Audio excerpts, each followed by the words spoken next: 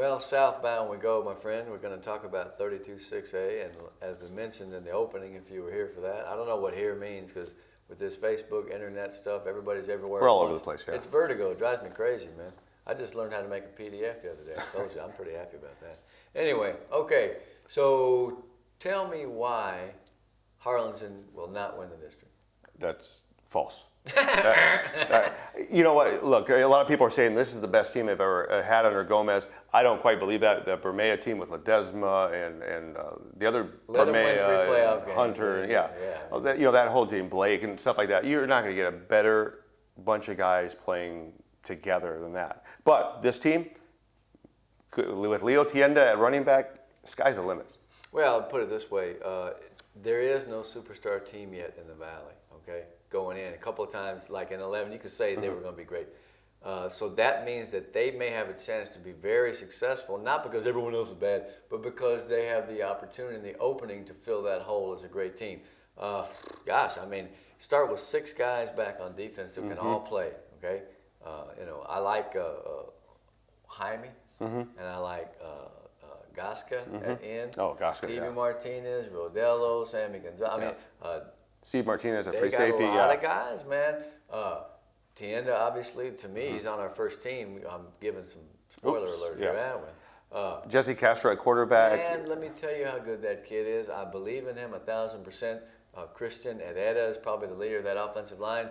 I just don't see any holes. They always have a good kicker. Yeah, and they bring Sam Alonso at tight end. If you remember a few years back when they were actually really good. Charlie Powers. Yeah, and he could jam the linebacker and then release, and then and he could go to the house They anytime always have a big, strong kid that plays wide out, and sometimes it's a slot, sometimes it's a flex in, sometimes it's a tight end. No, I just don't see any weaknesses in Harlingen, man. Mannion won 88 games. You look at our list of most successful coaches. Right above us. If he gets crazy, man, they can go win 12 games this year. I mean, it's not beyond the realm of possibility. That team and Port Isabel have the most 10-win seasons in the history of the Valley, 18 and 17. I would pick them to get another 10-win season at least. Now, with that said, they may not win the district. Why will they again? I'll ask you again. May they not win the district? Not because of them, but because of others. There's 6 teams in this district that are just wonderful. I mean, when I say wonderful, I mean they're just they're powerful enough to beat just about any other team in the Valley. Yeah, I agree with you. And who would they be? The Weslaco East, Los Fresnos, San Benito, and Harlingen South. Yeah. Got a new coach we're going to talk about, but they have been off and on in this conversation of the best teams. They got 3 10-win seasons in their relatively brief history since '93. So, okay, let's talk about the Weslacos coming up. People are talking up the Panthers. Coach Tony got 192 wins. If he gets on a big roll, he may get to 200. He may approach Alex Leal's Valley record of 207. He's not worried about that. He's worried about the first game against George Ranch, and as well he probably should be. Yeah, and I think he's going to have to hang his hat a lot on the defense with Nichols and Diego. The defense is going to have to kind of set that tone, because the offense is going to take a while to come along. They got a lot of new guys, man. They got another quarterback stepping in. All they got to do is be the engineer. The running backs are young, but they're fast as can be. Before you know it, there's going to be 6 and 7 backs carrying the ball just like OU in the 70s. Weslaco will be fine. Playing that tough early schedule, George Ranch was a defending state champ, right? Yeah. I mean, there's nothing more to say than that. I'll give them credit for having the guts to schedule that team, and I just hope they go in there and play as hard as they can. And who knows, man? Maybe things can happen. I'm not willing to say that they can't win that game. Yeah, and they're going to play Mercedes right after this. They're not playing cupcakes. No. And you have to remember, Tony V has made 9 out of the last 10 playoff trips. Seasons. They're regulars, man. Weslaco's are regular. So that's why. If they play up to potential, and a lot of the new guys, they've got a lot of new guys. I like Big Brandon, offensive lineman. If some of those guys we don't know come through, then they'll vie for a district championship. I believe they will. And I think if you look at returning talent, Weslaco East has as much talent as anyone. Yeah, and they've got a big quarterback that you're not going to take him down with your corner. Your corner. You can hang on him for a while and go for a ride. Lefevre is so big that he looks like a lineman out there. He can throw the ball. He's halfway nimble. He can nimble. He can get out there. Nimble. I like he can dive. Yeah. Remember that one he went over the pile? Good Lord. So, you got to like this. They don't have Ciro Rojas. No, but they have J.C. Vargas. Yeah. He's going to be the new Ciro the hero. He's Yeah. going to play everywhere. Look, they got a running back that's good. They got Lefevre back at quarterback. DeCanini's a pretty good offensive lineman. On defense, I think the East defense is one of the best in the Valley. Look Yeah. at some of those names, man. I know you know Adrian Duran, 45. Oh, yeah. You got Aguirre, Cardoza, Pedraza. I like Josh Ray yeah. Pedraza. That guy's a hitter, man. Yeah. You got 3 names. You're either going to be a serial killer or a really good football player. Actually, so, John Ray Martinez, Brandon Lee Martinez. I love those 3 name guys. Santos, Ryan Rodriguez. You've got. Ryan Rodriguez is a little 82, man. He's a little lanky-looking kid that he's always sticking his nose into stuff, man. He's an opportunistic player. I think that he's back. That's 7 guys. Yeah, and their corners are, their corners can lock down. I like East. Yeah, and they made the playoffs 9 years in a row. So I mean, other than that, they're not very good. Yeah. So what do they got to do to win the district championship? Throw the ball when they have to. I think it was, what's the running back's name? Is it Fabian? Wait, let's see. Where's East? Fabian Castro. Yeah. That guy can play. Yeah, and they've got a monster non-district also. They're playing. They're playing Sherryland, Memorial, and Economides. Okay. Other than that, there's going to be a cakewalk. Yeah. Well, hey, so that's got to be the hardest schedule in the Valley before you even go into district. Fresno's got a hard one to talk about, but yeah. So what you got to do then is stay healthy and play well. It doesn't necessarily matter. It's the old Robert Vela theory. Play tough games early.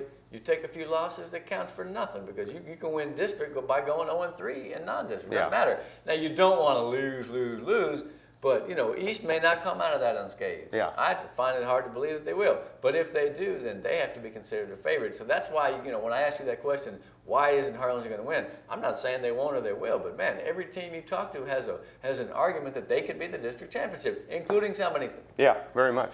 San Benito, Dan Gomez, what he's done over there, unbelievable. Last year was the best season they've had since 2004 when they won 12 games and played Smithson Valley in the 3rd round. They went 10-3. Them and Los Fresnos are in the same boat. Programs that have established themselves but lost a ton of skill position. We're going to talk later about Donna, lost 3,000 yards. But Los Fresnos and San Benito lost their offensive firepower. How will they replace those kids? Will they? And if they do, they'll be in the race. Guaranteed. And you have to remember, San Benito, Los Fresnos, 1 school towns. They've got a lot to choose from. Los Fresnos has a freshman campus. So they've got. That's the greatest thing in the world. Jimmy Carter and Lloyd. Yeah, you don't need to split it up. You just kind of just pick and choose. All right, you come over to my practice. Not that it happens that way. This guy's a bureaucratic, conspiracy theorist. San Benito has 3 or 4 great players back. My own boy Richard Moreno, love that little linebacker. John Alvarez, big kid Pacina on the offensive line. Juan Salas at wide receiver. Yeah. He was a quarterback for a while. Quite frankly, they're looking to fill in a ton of places. But you know what? When that program gets going, those kids come up wanting to be Greyhounds, and they got purple power, dude. So I expect that, and it's an important season for them. Because you don't want to go 3 deep in the playoffs and then have a really down season. They got momentum. They got a great coach. The fans are behind him. And they played really well against Mac High the other day. Yeah, that's what I heard. In San Benito, it is important to have the support of the community because when you do, you're in good shape. So I expect them to have a very good season, despite the fact that there are a lot of new kids. Same with Los Fresnos, although we say goodbye to our friend Finley, who had a great run at Los Fresnos, and we bring in a new coach who's pretty good himself. Yeah, he didn't leave Finley didn't leave the cupboard bare. He just went on to bigger and better things up north, and that's. Man, he wanted to get back to his homies. That's fine. I enjoy Clint Finley. I always did. Yeah. I'm scared to death of him, but I enjoy him. But this team, new coaching staff. We're not sure quite yet what's going to change. He's got the pedigree, man. He's got the props. Anybody can win, and Andrews is doing pretty good. And Memorial, they had 10 wins. No, Mr. Brown's going to do great. Sebastian Gonzalez is one of the best players around. Okay, Alex Garcia in the secondary. They got a couple of big kids. Santa Maria, I saw y'all interviewed him. Wally, and Alameda. So they've got the nucleus of a good defense. The problem's going to come, like San Benito, with who were the skill players. Okay. Now, again, like the Greyhounds, the Falcons have had a tradition lately of having really good receivers and backs. I don't see why it'll be any different this year. The thing is, we just don't know who they are yet. Yeah. And so when we find out, we're going to be like, oh, that's the guy that had 150 yards. Fine. Yeah, I expect both those teams to be competitive. Yeah, and I think if you look at this is kind of like when Scott Ford was there. They would lose Rivetta, the receiver, or Isa, or someone, and they just plug in. They would always have somebody they could throw in. Yeah. And I think that there's enough talent in Los Fresnos that he's going to find the weapons that he needs. Yeah, I feel like they'll have a chance to contend for the title, as will San Benito, as long as they don't take that step backward. They lost a lot of kids. There's no way to say it. And that's why I like Harlingen and East more right now, because they bring back quarterback and running back. Yeah. Those are at least established names and kids who have played the game before. Now, that doesn't mean that they're going to win on the basis of that, because if that was the case, and you just pick the team with the most letterman and win district, and that don't always happen. Yeah. Harlingen South is a team who probably doesn't have a ton of lettermen, but they've also got a new coach that's been around. Yeah. And that guy's been in the big time and won a ton of games. So what do you expect from Mr. Reese's Hawks? I think there's a learning curve, like we always talk about. New coach coming in, but I think if he's able to instill what he wants right away, the districts will be brutal. I mean, but he's playing McAllen, he's playing PSJ, and he's playing Edinburgh North. You kind of want. Those are the 1940 Bears. Yeah. So it gives South a chance to build some momentum. They don't have a lot of name players back. I like Zach Fayad. He's tough. He's been good. Abel Villarreal is an offensive lineman. Brandon Bennett on defense. Yeah. I mean, they got some guys. 82 Bennett. So it's important for them to buy into the buzz of the new coach and get a couple of wins in non-district, because you've got to get ready. Yeah. Every night is going to be a challenge, man. And so. But again, you remember 06, 07, Yeah. South was the best team around, man. Yeah. So, I mean, it's not as if they haven't had talent in the past. Coaching turnover and inconsistency, he's gone, he's over there. Yeah. That tends to wear on you after a while. But, this fellow has a great resume, and so let's see how he can do at South, man. Yeah. They've been good in the past, and I expect them to be good in the future at some point. That leaves us with the two Brownsville schools in town, and although Hannah does have some flyers, they got some receivers. That little Cavazos as a sophomore was tough. Joe Cavazos. Losing Medrano is going to hurt, because he left so late in the season that in the summer, so it's filling that gap. But if everything stays true to form, he didn't have a bad team. Hannah's. You don't have a lot to choose from. Some years. They contended for a while. Yes. And we thought for a while they're going to make it. They didn't. Rivetta's the one that probably should show improvement, man. They suffered through a really tough year. That was probably the worst season the Raiders have had probably in their history. And that's one of the programs that's over 500 lifetime in the Valley. So just by the sheer note of history, I expect Rivetta to be improved. But let me tell you, man, in this district, it's going to be tough. Yeah. Both Hannah and Rivetta. And Rivetta's got a good ball player named Melchior, has been there for 2 or 3 years. A safety, he hits hard. Neither of those teams probably have, when you look at their rosters, the kind of team that can win a district.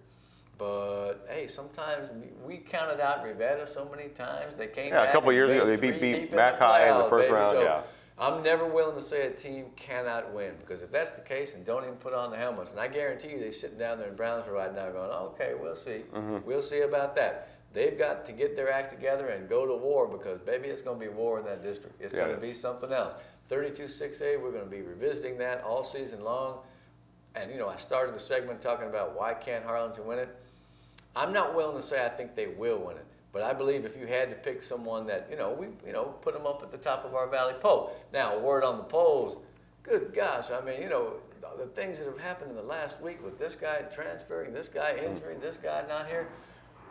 Things are going to fluctuate. Yeah, well, hey, listen, we'll knock down them little tabs and the Jenga, and we'll do it again after the first week. We're going to talk about the schedule in a while.